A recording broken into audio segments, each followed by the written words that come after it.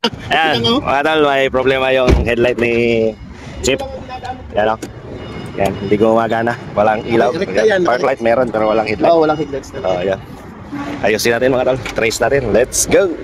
Una natin chinek mga tol yung fuse box.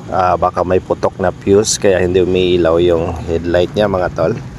Pero napansin ko naman to mga tol. Medyo okay naman lahat ng fuse. May problema siguro yung combination switch. Andun kasi sa combination switch yung headlight switch saka park light switch mga tol, wiper.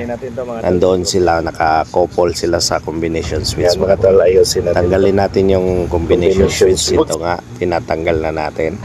Ayan, nakikita nyo naman. Medyo may kahirapan tanggalin mga tol pero yan, nabunot naman natin. Ito na nga mga tol, tanggal na natin yung switch. Ang gawin natin ito mga tol, yung lihaan lang natin mga tol kasi nag-corrosion lang siya mga tol. Yan, yan. Ay, wala. Tingnan natin yan. May problema yan.